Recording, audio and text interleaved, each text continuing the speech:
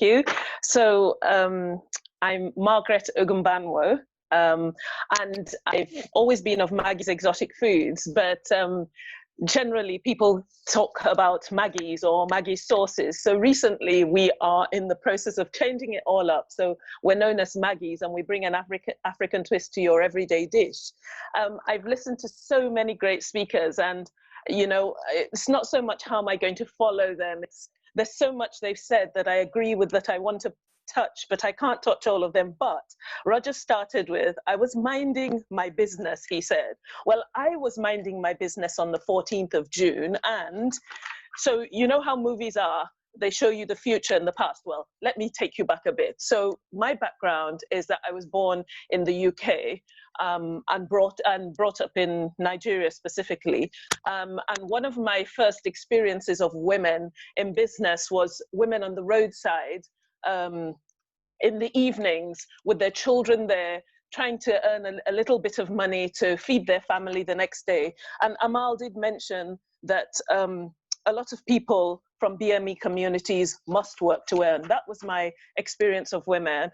And so I grew up understanding this. You just work to get your money. Graft is where the word came from. So I've been in Wales 13 years, and I started a CAF 2 years after I came to Wales. But before that, I attended farmers markets, and it went on from farmers markets to shows. And the reason was, we came to Wales, to North Wales, and we live in an 80% Welsh-speaking community. If we wanted a job, we had to speak Welsh. Any job anyway that went along with our qualifications. But then I've always been in food, so I started going to farmers markets, and we're talking a real graft, because I started from cooking at home, taking things there. My family were fed up of eating all the things I froze that I didn't sell in the market from week to week. Anyway, I started Welsh classes 2 weeks into arriving here.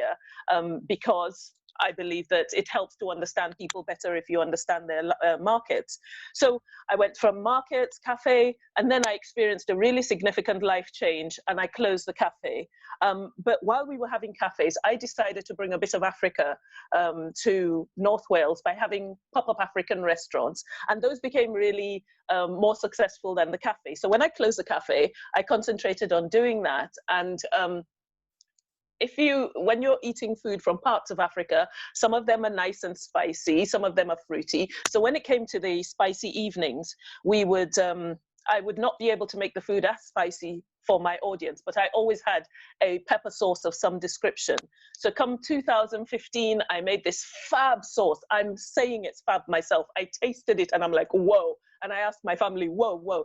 Long and short, people are like, why don't you bottle this? So 2016, may I remember, because Gwynedd Carnarvon, which is a food festival, launched, and that's where I launched my sauces. The mayor, it was her first day, she launched it, I launched my sauces, I sold out in the first 4 hours. I thought I'd make about, you know, £100 if it was a really successful day, and I sold out of my sauces.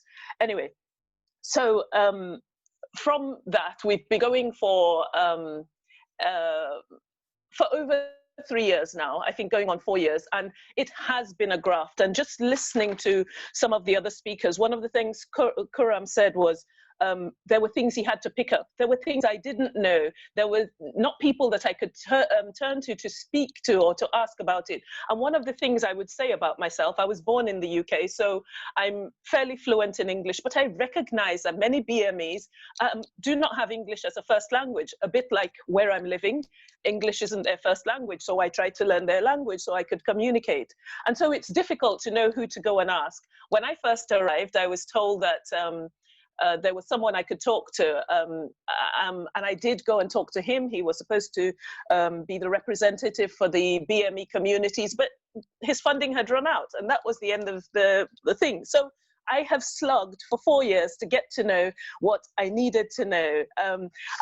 For example, in 2 years into the business, I heard of Co-Wine, which provides helps for small businesses to set up their websites and pictures and things like that.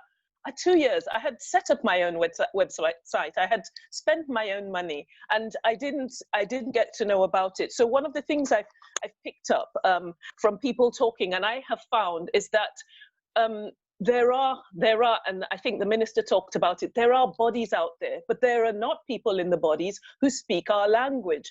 And we are used to grafting, like Amal said, we are used to just doing it ourselves. It's not very easy for a BME or a black person to go out looking for loans. It's not what, or grants, it's not what we do. We just get on and put our own money into it. And therefore, that's what I call the graft. And I call it the graft of the female entrepreneur, because we, like I said, what I saw was women working on the side of the road to provide food for their children the next day. A lot of us grew up with that. You work so that you can provide food for your family or food for wherever. So there's a long graft, and part of the issue of that is that they're not people representatives, like someone said, speaking our language, who I can go to and who I can ask. What can I do? Where can I do? How can I get a hold? I'm in touch with Business Wales. I'm in touch with quite a lot of other bodies now, which I wasn't aware of. And when people see me, so when people see, when people see what happened to me on the 14th of June, I walk every day. I went out to walk, and I have a beautiful red garage door, and there was a swastika or whatever it is. But the first thing I thought was swastika painted on my door. And I'm like, oh no, they did not. I mean, I don't think in race, I don't think in color, except people bring it to me. And of course, we've all had experiences of people bringing that to us. So I started a journey. I have to say that they during these times of COVID, business came to a halt, because a lot of my business was through festivals, fairs, and big trade shows. I was earning almost no money. I fell through the gaps in terms of grants and whatever it is they were providing. The only thing that I had access to was Sybil's, and because my business was just coming into profit, that didn't amount to very much.